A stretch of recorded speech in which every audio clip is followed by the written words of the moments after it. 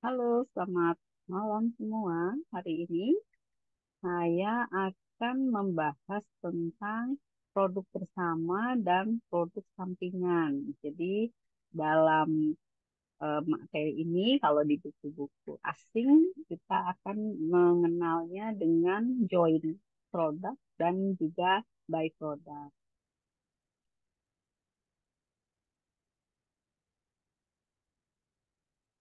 Nah, jadi dalam joint product itu kita akan mengenal ada istilah yang namanya joint cost. Jadi joint cost ini diartikan di kita itu dengan istilah biaya gabungan. Jadi biaya gabungan atau joint cost ini merupakan biaya yang kita keluarkan untuk melakukan proses produksi di mana proses produksi ini nantinya menghasilkan beberapa produk secara bersamaan. Jadi biaya untuk produksi ini komponennya itu ya ada bahan baku, tenaga kerja, dan overhead pabrik. Jadi dengan biaya yang dengan jenis sumber daya yang sama, kemudian diproses eh, secara bersama-sama ya ketika unsur itu eh, bersatu berproses kemudian dihasilkan beberapa produk. Nah, titik saat di mana beberapa jenis produk ini berhasil diidentifikasi, titik itu kita sebut dia dengan istilah titik pisah atau kita sering sebut dalam bahasa Inggris itu split off point. Jadi setelah melalui satu proses itu ya secara bersama-sama katakanlah seperti itu ya. Jadi bahan, tenaga kerja dan overhead itu mereka bersama-sama gitu ya berproses. Kemudian akhirnya menjadi beberapa jenis produk. Jadi terpisah dia hasilnya itu ada beberapa. Nah, itulah kita sebut dengan split off point. Nah, biaya yang dapat dipisahkan, jadi biaya yang kita keluarkan setelah split off point, itu kita kenal dengan istilah biaya yang dapat dipisahkan atau separable cost. Itu dia artinya biaya yang kita keluarkan setelah melalui titik pisah. Jadi biaya yang terpisah ini itu bisa kita bebankan secara langsung ke satu atau lebih jenis produk individu. Jadi beda dengan biaya bersama tadi, biaya bersama ini dia cenderung sulit untuk kita bebankan ke beberapa produk eh, dari dari joint produk tersebut. Kalau separable cost itu dia bisa kita bebankan dengan mudah gitu ya ke produk-produk yang dihasilkan ini. Jadi separable cost ini sering juga disebut dengan istilah biaya proses lanjutan. Jadi lanjutan pasca titik pisah. Nah, kalau kita gambarkan, jadi di sini misalnya ada pabrik apa ya ayam. Jadi bahan bakunya itu adalah ayam-ayam ini. Nah, kemudian dari masuknya bahan baku berupa ayam ini, kita dibantu oleh para pekerja dan ada mesin-mesin dan lain sebagainya yang terangkum dalam overhead pabrik, itu diproses, kemudian dia akan terpisah. Jadi ini adalah pabrik pemotongan ayam ya. Jadi pada saat ini diproses sampai akhirnya dia dipotong-potong, dia akan menjadi beberapa jenis produk. Jadi yang pertama ini, misalnya ini adalah dada ayam. Kemudian potongan lainnya itu adalah paha ayam. Potongan lainnya lagi itu adalah sayap ayam.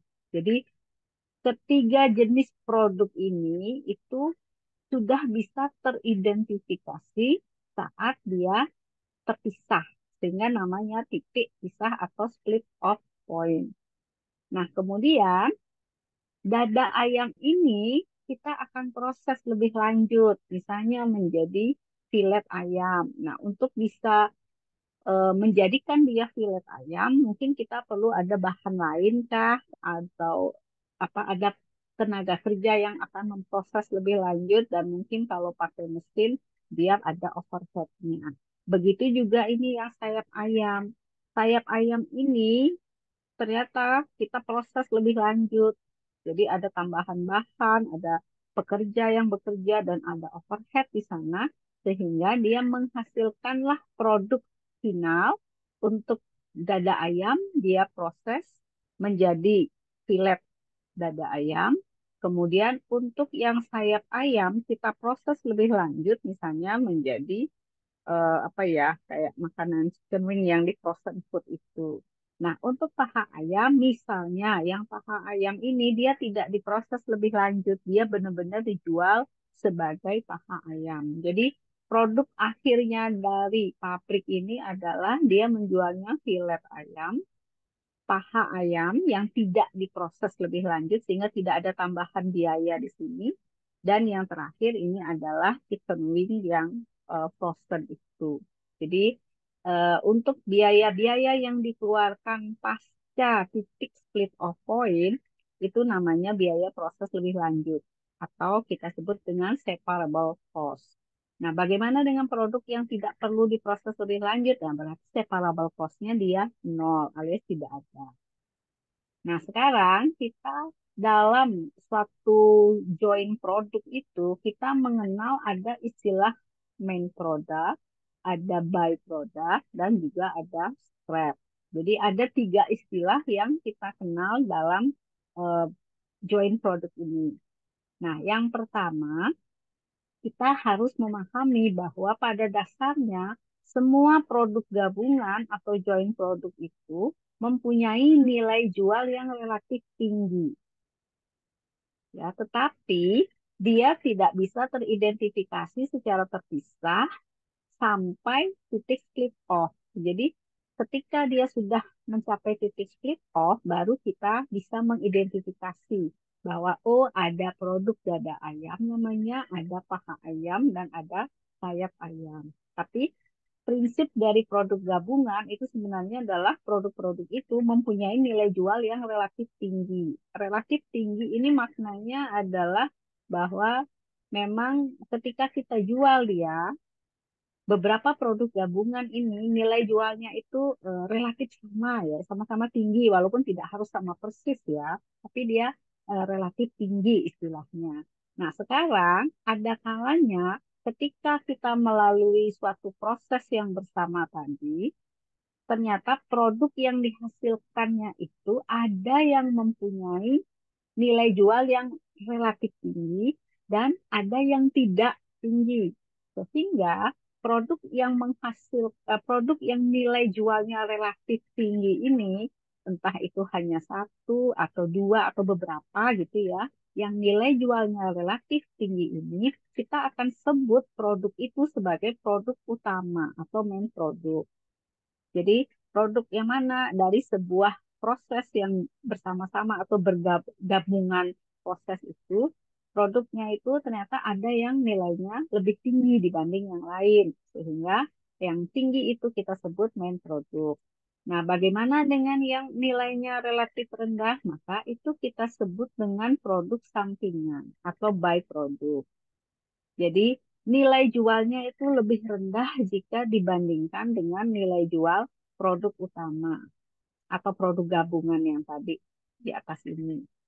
Nah, kemudian ada juga istilah scrap. Jadi scrap ini mungkin eh, apa ya kayak sisa atau mungkin semacam limbah gitu ya. Tapi dia bisa dijual. Nah, nilai jualnya scrap itu sangat minim, jauh jauh sangat-sangat minim gitu ya, sehingga kita tidak katakan dia sebagai produk sampingan tapi benar-benar scrap.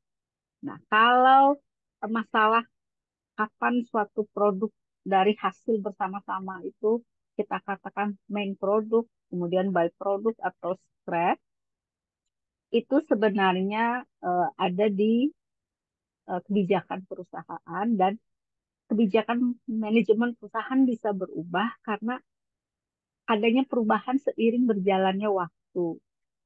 Jadi bisa berubah, tadinya dia merupakan produk sampingan, ternyata suatu ketika ternyata produk sampingan itu mahal loh harganya, atau mungkin dia menjadi tren atau apa gitu, sehingga akhirnya nilai jualnya itu menjadi tinggi, Akhirnya produk yang tadinya kita katakan produk sampingan, sekarang dia akan berubah menjadi produk utama. Jadi tidak selamanya produk sampingan itu menjadi produk sampingan. Jadi tergantung perkembangan dari tren atau perubahan seiring berjalannya waktu.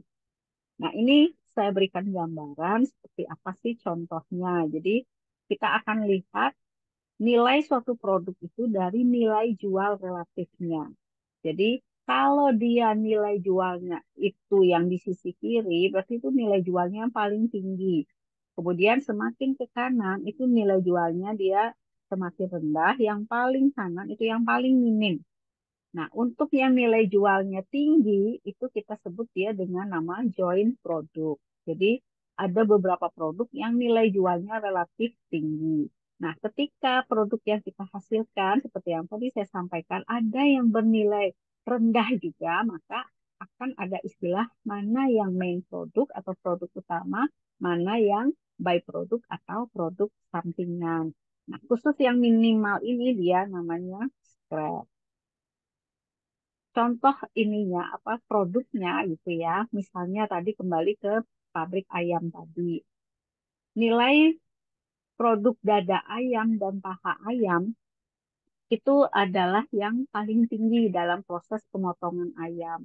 Dua jenis produk ini itu nilai jualnya relatif tinggi dan relatif sama.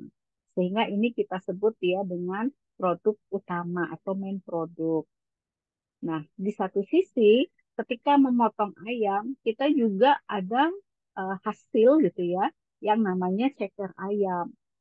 Nah, ceker ayam ini nilai jualnya dia relatif rendah. Kemudian selain itu, dalam pemotongan ayam itu, dia juga ada yang namanya jeroan. Nah, harga jual jeroan itu cenderung minim sekali. Ya ada usus, ada ati, dan seterusnya. Nah, itu dia cenderung rendah atau minim atau minimal, maka kita bisa atau perusahaan bisa menganggap jeroan ini sebagai scrap.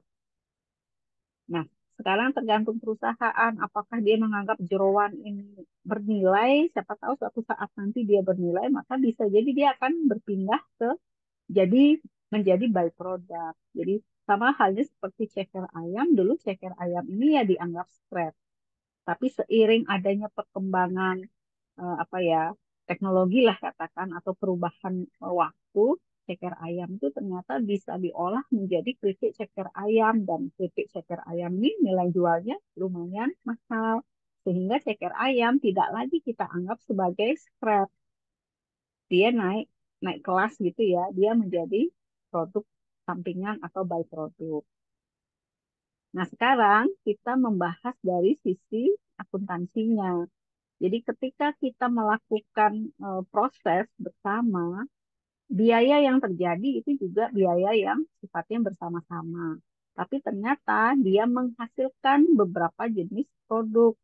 Nah, sekarang permasalahannya adalah bagaimana cara kita mengalokasikan joint cost atau biaya bersama atau biaya gabungan ini ke beberapa jenis produk. Apa dasarnya kita mengalokasi? Nah, ada beberapa manfaat sebenarnya mengapa sih kita harus mengalokasikan joint cost. Jadi yang pertama tentu saja, kenapa kita harus mengalokasikan joint cost ke produk? Ya, untuk kepentingan menghitung harga pokok persediaan. Jadi, misalnya, oh ceker ayamnya itu belum terjual loh di akhir periode.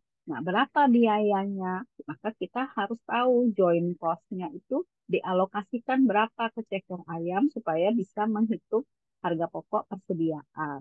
Harga pokok persediaan itu nanti kaitannya juga dengan harga pokok produksi. Dari harga pokok produksi yang laku terjual, maka dia disebut dengan harga pokok penjualan. Nah, laporan untuk harga pokok persediaan dan harga pokok penjualan itu bisa kita gunakan untuk menganalisis profitabilitas divisi. Kalau di perusahaan itu ada divisinya masing-masing. Sehingga itu juga berkaitan sama evaluasi kinerja dan kompensasi bagi manajer divisi. Selain itu, kita juga manfaat dari alokasi joint cost ini adalah untuk menganalisis profitabilitas pelanggan. Jadi ketika suatu orang pelanggan itu dia membeli berbagai macam jenis produk yang ada di kita, maka kita juga ingin mengetahui seberapa sih menguntungkannya si pelanggan ini. Jadi itu alasan mengapa sih kita mengalokasikan joint cost. Jadi prinsipnya adalah joint cost itu kenapa dialokasikan? Karena kita berkepentingan ingin menghitung berapa sih harga pokok dari produksi dari si produk gabungan ini. Tapi kita ingin melihat harga pokoknya per jenis produk gabungan. Jadi bukan yang secara keseluruhan. Nah, bagaimana cara mengalokasikan joint cost? Yang pertama, kita akan mengalokasikannya bisa dengan menggunakan data pasar. Jadi kalau data pasar itu artinya berdasarkan nilai jual yang ada di pasar. Kemudian yang kedua, kita bisa mengalokasikannya berdasarkan jumlah unit yang dihasilkan. Atau kita sering mengatakannya ukuran fisiknya. Jadi berapa unit yang dihasilkan. Jadi mungkin pakai satuan kilogram atau mungkin liter atau bahkan unit itu sendiri. Nah, itu kita bisa bagikan joint cost dengan ini, ukuran fisik. Nah, untuk alokasi berdasarkan data pasar, itu ada beberapa cara. Jadi, misalnya yang pertama, kita menggunakan nilai jualnya saat pisah, saat split off. Jadi, maksudnya adalah kita sudah tahu berapa sih harga jual produk kita ini saat dia terpisah. Jadi contohnya ayam tadi, kita sudah bisa langsung menjual potongan dada ayam itu ke pasar. Kita bisa menjual potongan paha ayam, sayap ayam, sehingga kita tahu berapa sih nilai jualnya saat pisah. Nah, ada kalanya produk yang kita hasilkan saat dia terpisah itu nggak bisa dijual ke pasar, harus kita olah lebih lanjut sehingga metode yang kita gunakan untuk mengalokasikan joint cost itu adalah dengan menggunakan metode NRV, Net Realizable Value. Jadi menggunakan nilai bersih yang sekiranya dapat direalisasikan.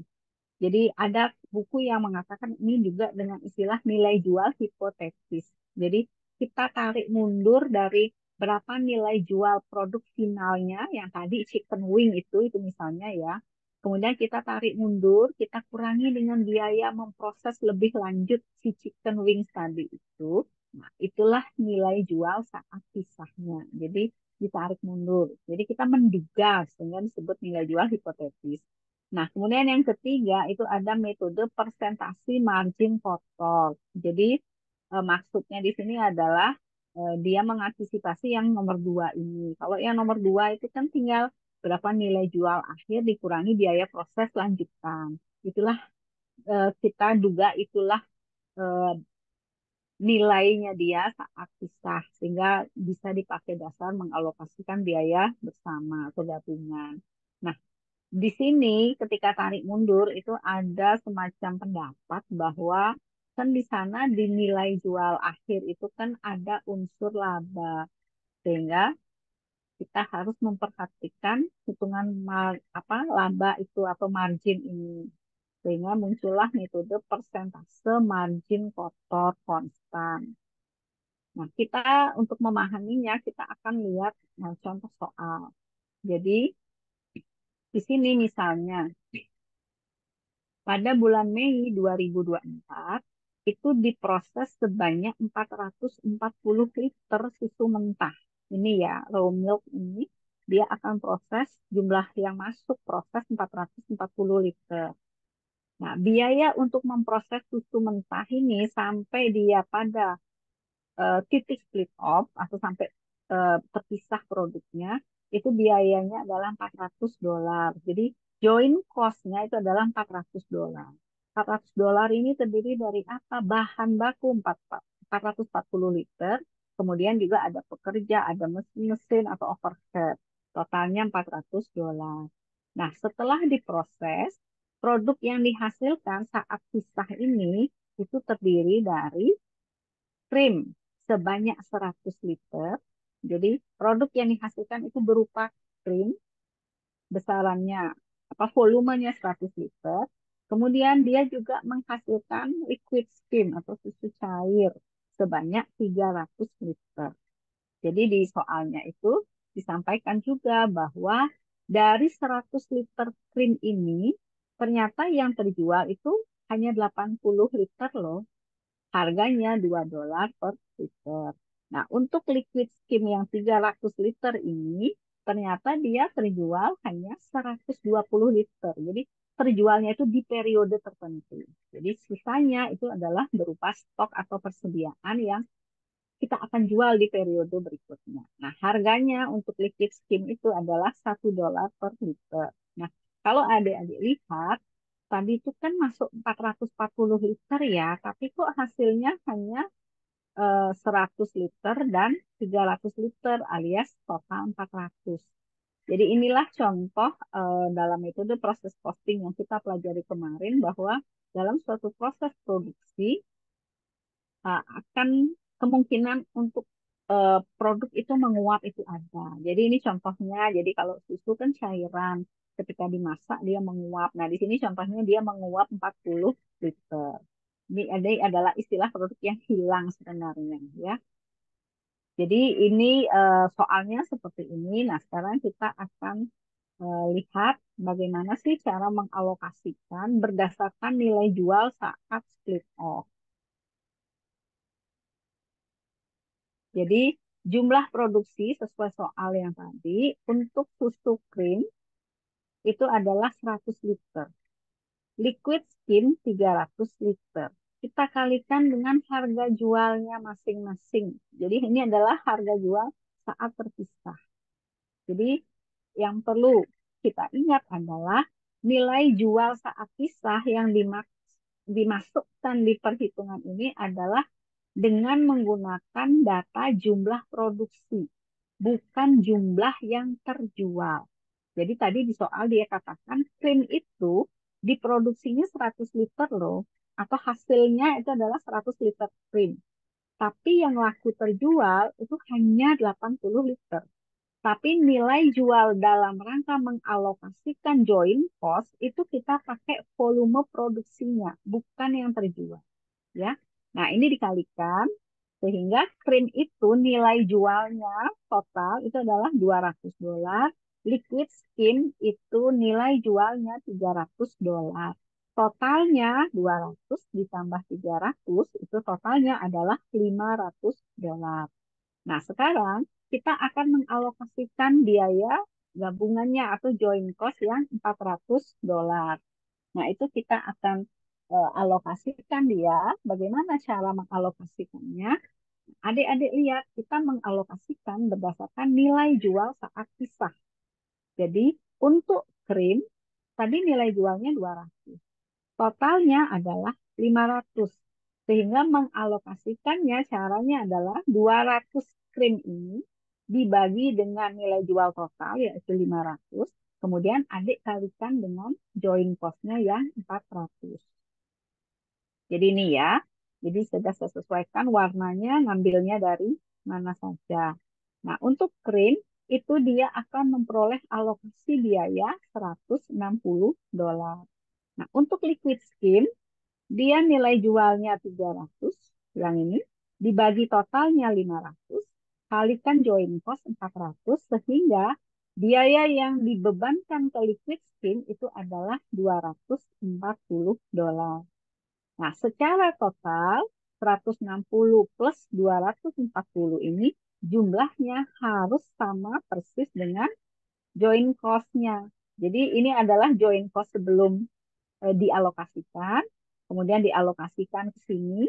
Nah, ini total ini adalah biaya total yang terjadi setelah dialokasikan. Jadi akan sama sebelum dan sesudah alokasi sama-sama 400. Nah, kalau kita mau mencari tahu berapa sih nilai persediaannya, jadi berapa cost-nya per liter produk yang dihasilkan, ya kita tinggal bagi. Join cost yang dialokasikan ke krim itu adalah $160. Jumlah krim yang dihasilkan 100 liter yang di atas ini. Berarti itu tinggal dibagi 160 dibagi 100 berarti per liternya $1,6 per liter. Untuk liquid skim juga sama, biaya yang dialokasikan 240 jumlah produknya 300 liter. Sehingga biaya per liternya 0,8. Jadi ini cara mengalokasikan biaya gabungan atau joint cost berdasarkan nilai jual saat split off. Nah, sekarang kita coba bagaimana kalau dia mengalokasikannya berdasarkan ukuran fisik, jadi volume yang dihasilkan. Jadi caranya serupa, tetapi dasarnya itu adalah fisiknya atau yang dihasilkan. Di sini dia menghasilkannya satuannya liter.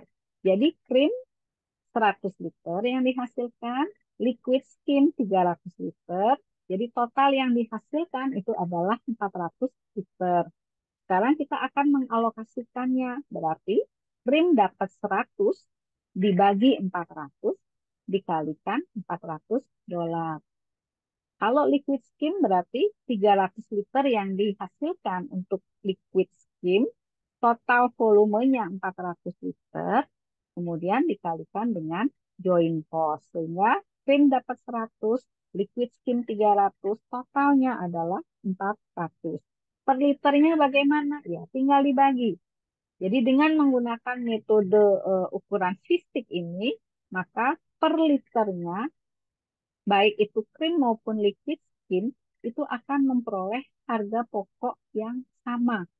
Jadi joint cost yang sama per liter, karena dia menggunakan ukuran fisik.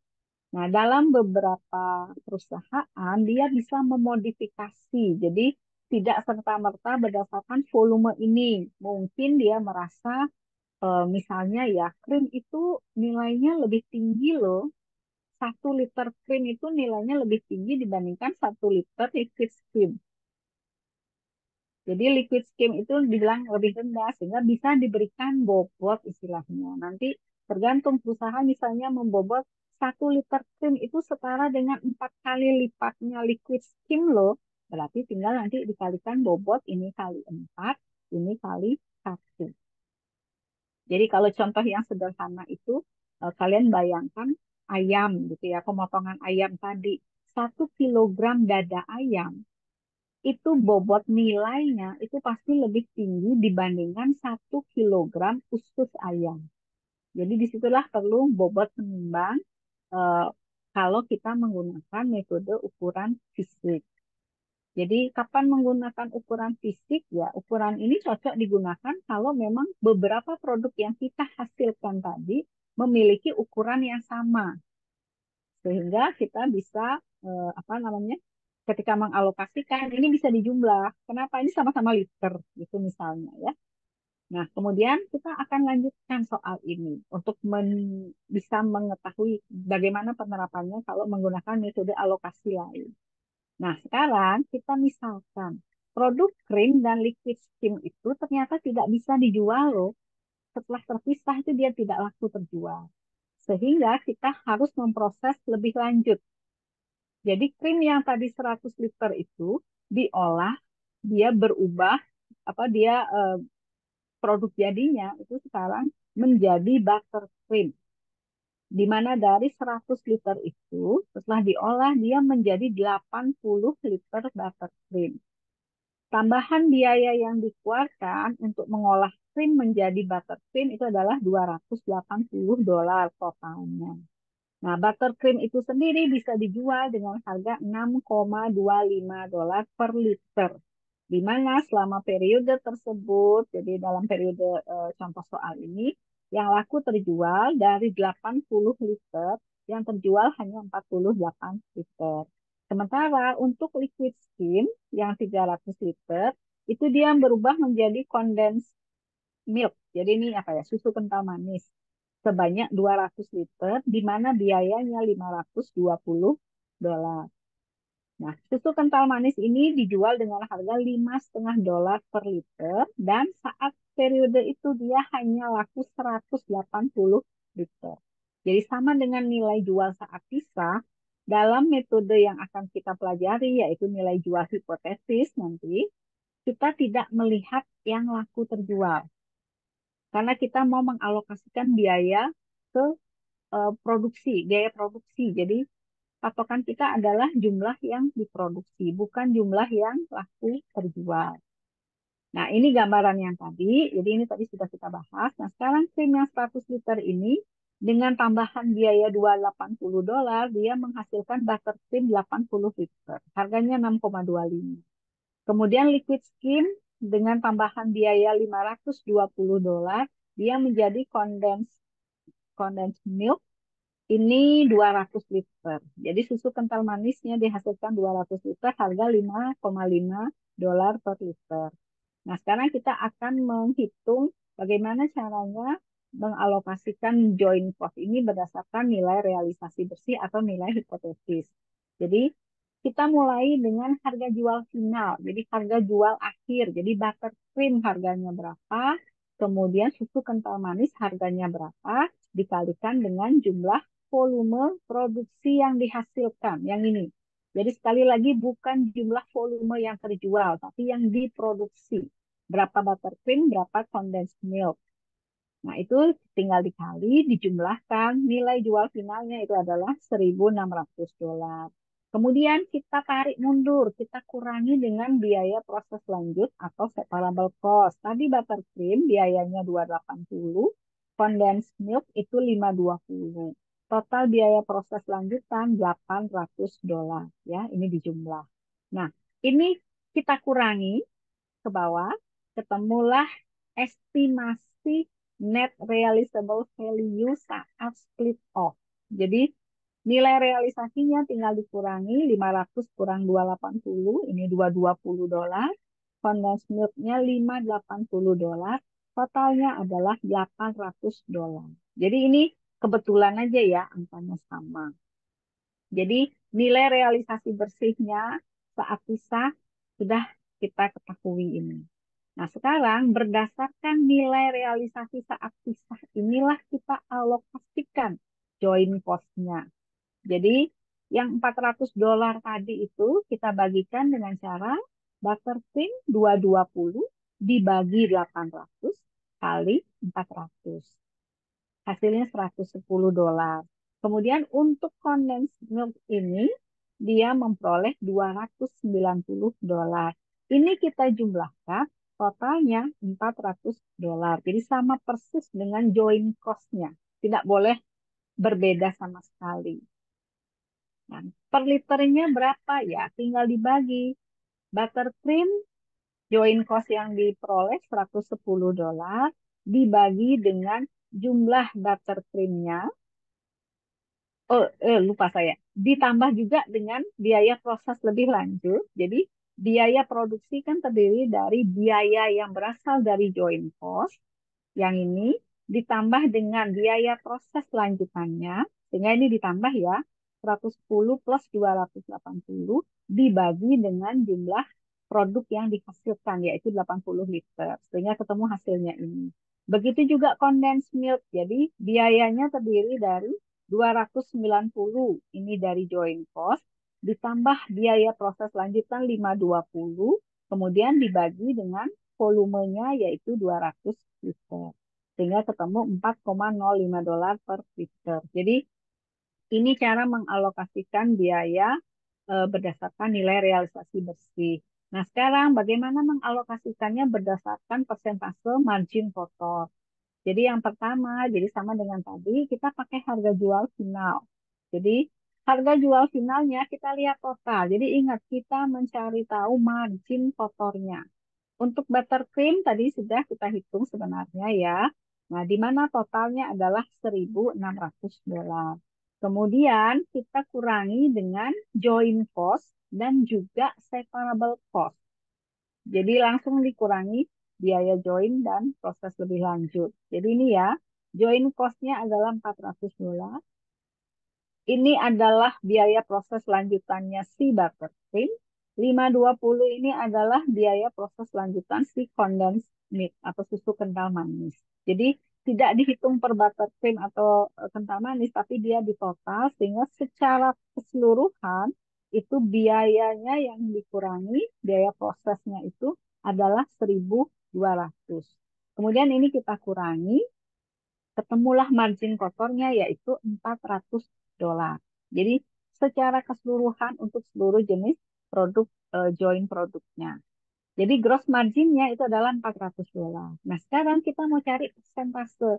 Kalau kita cari persentase, berarti kita harus persentase gross margin itu kita bagi $400 ini dengan nilai jualnya yaitu yang 1.600.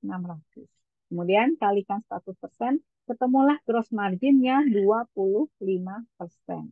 Ini baru step 1 ya. Nah, kita akan lanjutkan di slide yang kedua ini. Nah, kita masukkan lagi harga jual final yang per jenis produknya. Kemudian kita kurangi dengan persentase gross marginnya. Tadi kita sudah dapat 25%. Jadi 25% dari nilai jual 500 itu adalah $125. Kemudian 25% dari nilai jualnya susu kental manis $1.100 itu ketemu $275. Jadi nilai margin kotornya $400. Jadi sama persis dengan yang tadi ya, bahwa margin kotornya itu adalah $400. Nah, kemudian kita akan menguranginya untuk mengetahui berapa sih harga pokok penjualan produk kita. Jadi harga jualnya 500 buttercream, dikurangi gross marginnya 125, ketemulah harga pokok penjualan dari si buttercream itu 375. Susu kental manis 825 sehingga totalnya 1.200. Kita kurangi dengan separable cost-nya. Jadi tadi buttercream cost-nya 280 cost untuk proses lanjutan. Kemudian susu kental manis separable cost-nya itu adalah $520. Totalnya itu $800. Kemudian setelah dikurangi separable cost, jadi ini kayak ditarik mundur juga ya, kita akan ketemu yang namanya alokasi joint cost. Jadi joint cost-nya untuk buttercream itu adalah $95. Caranya ini dikurangi ya, harga pokok penjualannya sekian, dikurangi dengan separable cost-nya, ketemulah alokasi joint cost-nya. Untuk susu kental manis $305 sehingga totalnya dia menjadi $400. Jadi ini step dalam gross margin, persentase gross margin ini kita memasukkan unsur persentase margin kotor. Jadi dalam harga jual final itu mengandung unsur laba loh, sehingga kita kurangi dulu untuk mengetahui harga pokok penjualannya. Nah, setelah harga pokok penjualannya diketahui, kita mundur lagi, kurangi dengan separable cost-nya untuk mengetahui berapa sih joint cost-nya. Nah, sekarang kita akan ke produk sampingan atau by product. Jadi, perhitungan biaya pada produk sampingan atau by product ini, kita harus apa ya, memperhatikan bahwa produk sampingan ini nilainya itu cenderung rendah. Sehingga beberapa pihak mengatakan karena nilainya sangat nilainya rendah, tidak perlu kita alokasikan biaya produksi bersama atau joint cost-nya. Jadi ada pendapat seperti itu. Jadi tidak perlu dia dialokasikan biaya karena nilainya rendah. Khawatirnya kalau kita alokasikan biaya, apalagi ikut seperti yang tadi ya, alokasi joint cost yang tadi, dengan nilai jual produk sampingan yang rendah, khawatirnya dia akan rugi si produk sampingan ini.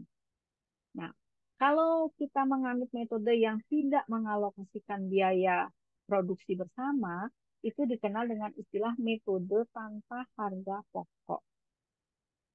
Tapi kalau kita memutuskan akan mengalokasikan biaya produksinya ke produk sampingan, alias dikenal dengan nama metode dengan harga pokok, maka kita bisa menggunakan metode biaya pengganti atau replacement cost. Berapa replacement cost-nya? Ya, sebesar harga beli produk sampingan ini di pasar. Jadi, kalau kita mau beli produk sampingan ini di luar perusahaan, itu ada loh nilai jualnya. Ada yang jual gitu ya. Sehingga kita akan menggunakan nilai jual di pasar itu sebagai biaya produksi dari si produk sampingan. Jadi, kapan sih kita membebankan cost ke produk sampingan ini biasanya karena produk sampingan itu kita proses lebih lanjut dan itu kita jual keluar. Jadi kita ingin tahu berapa sih costnya dia sebenarnya sehingga kita bebankan dia eh, harga pokoknya atau cost dari si eh, produksi bersamanya, tapi menggunakan biaya pengganti. Kemudian bisa juga menggunakan metode reversal cost. Jadi sebesar nilai jual produk sampingan yang sudah diproses lebih lanjut, tapi ini sekarang dia ada pengurangan laba kotornya, biaya proses lanjutannya, dan biaya-biaya lain yang berkaitan dengan produk sampingan. Jadi semacam ditarik mundur. Jadi seperti hipotesis tadi ya. Jadi harga jual akhirnya berapa, kita tarik mundur, dikurangi biaya-biaya yang terjadi. Setelah itu kita akan ketemu berapa sih biaya produksi dari si produk sampingan ini. Nah, untuk contoh, kita hanya melihat contoh yang metode tanpa harga pokok. Jadi, perlakuan penjualan produk sampingan, jadi jangan lupa produk sampingan walaupun nilainya rendah, kayak tadi ya, ceker ayam, tapi dia laku loh dijual di pasar, kita bisa jual. Nah, bagaimana perlakuan dari penjualan si produk sampingan ini? Jadi yang pertama, penjualan produk sampingan bisa kita anggap sebagai pendapatan yang utama. Jadi dia menambah penjualan produk utama. Jadi posisinya di laporan laba rugi dia posisinya di atas. Jadi dia apa ya, setelah penjualan produk utama muncul penjualan produk sampingan. Nah, kemudian bisa juga karena kita anggap produk sampingan ini nilainya rendah, kita bisa memperlakukan dia sebagai pendapatan lain-lain. Jadi waktu alasannya kenapa diperlakukan sebagai pendapatan lain-lain ini adalah karena memang bukan fokus utama kita itu menghasilkan ceker ayam, tapi kita fokusnya adalah dada ayam, paha ayam, dan sayap ayam gitu misalnya ya perusahaan kebijakannya seperti itu sehingga dia akan menganggap penjualan produk sampingan sebagai pendapatan lain-lain. Kemudian yang ketiga, kita juga bisa memperlakukan penjualan produk sampingan itu sebagai pengurang harga pokok penjualan. Jadi nanti di laba rugi, setelah ketemu harga pokok penjualan, kita kurangi harga pokok penjualan itu dengan penjualan produk sampingan. Nah, yang ketiga itu adalah mengurangi biaya produksi. Jadi, penjualan produk sampingan itu bisa kita perlakukan dia sebagai pengurang biaya produksi. Jadi, kalau kita perlakukan dia sebagai yang terakhir, pengurang biaya produksi, maka biaya produksi akan menjadi lebih rendah. Sehingga cost per unit produk utama kita itu otomatis dia menjadi semakin kecil. Jadi dari keempat perlakuan ini, perlakuan 1, 2, dan 3 itu akan menghasilkan laba yang sama, laba sebelum pajaknya yang sama. Tapi kalau yang nomor 4, mengurangi biaya produksi, itu laba yang diperoleh akan berbeda. Kita akan lihat contoh soalnya. Jadi penjualan produk sampingan itu sering sekali diakui produk sampingannya itu diakui di buku besar sebagai penjualan. Jadi kalau dia laku terjual, kita akan akui dia. Jadi di sini misalnya sebuah perusahaan menghasilkan produk berikut, produk utama 5.000 unit, laku terjual 4.750, harganya 250.000. Produk sampingan yang laku terjual 2.250.000. Kemudian biaya produksi bersama yang terjadi itu adalah 195.000 rupiah per unit.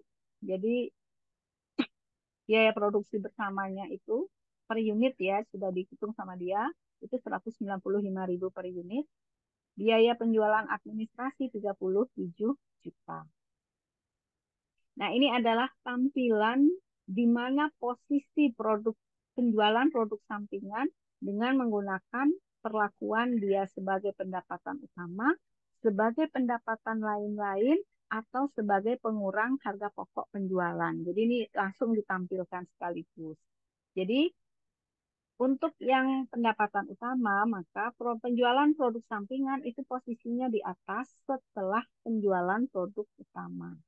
Jadi ini ya, 2.250.000-nya posisinya di sini. Kemudian tinggal dikurangi dengan harga pokok penjualan, di mana harga pokok penjualan itu terdiri dari berapa join cost-nya. Kemudian dikurangi persediaan akhir, ingat tidak semua yang dia produksi tadi laku terjual, masih ada sisa 250. Kemudian itu tinggal dikurang, ketemulah harga pokok penjualan. Jadi ini dijumlah dulu ya, dijumlah, kemudian ketemu harga pokok penjualan, dikurangilah penjualan itu dengan harga pokok penjualan ini, ketemu laba kotor. Kemudian dikurangi beban administrasi penjualan, ketemu laba bersih.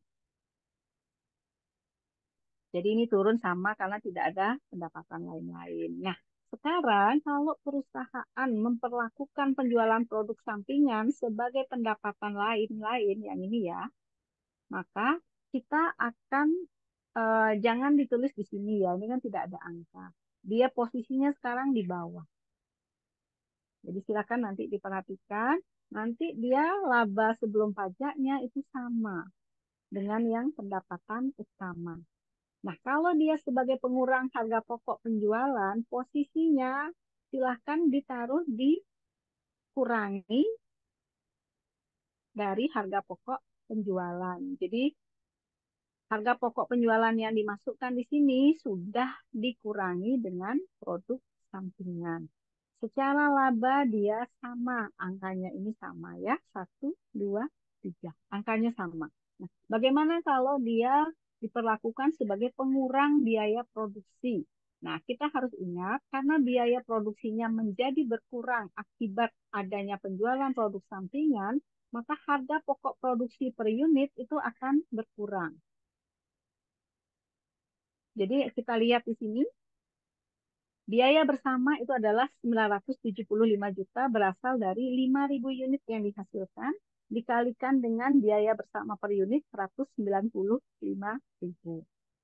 Kita kurangi dengan produk sampingan, penjualannya ya 2.250.000, maka ketemulah inilah nilai biaya produksi setelah dikurangi pendapatan produk sampingan. Jangan lupa, jumlah unit dihasilkan kan sama-sama 5.000. Tetapi nilainya dia berubah menjadi turun. Karena kita kurangi tadi dengan produk sampingan. Sehingga biaya per unit yang tadinya 195.000, dia turun menjadi 194.550 rupiah. Jadi angka ini dibagi 5.000 untuk menemukan cost per unit. Nah, nilai persediaan akhirnya tentu saja otomatis akan ikut turun karena cost per unitnya tidak lagi 195. Tapi tadi kita sudah sesuaikan. Ini nilainya. Ya, sehingga nilai persediaan akhir ini dia akan turun. Nah, karena dia turun, otomatis harga pokok penjualan menjadi meningkat atau lebih mahal. Ya, sehingga akibatnya adalah laba bersihnya dia turun. Jadi ini efeknya kalau biaya produksi penjualan produk sampingan itu diperlakukan sebagai pengurang biaya produksi. Jadi labanya ini akan turun. Mengapa? Karena tidak semua barang yang kita produksi itu laku terjual. Ya, seandainya semua laku terjual, ya mungkin dia tidak akan ngefek. Itu ya. Jadi itu ada 4 perlakuan dari penjualan produk sampingan. Nah, itu saja materi kita tentang joint cost. Semoga di lain waktu kita bisa membuat video yang lain tentang materi-materi akuntansi biaya. Terima kasih.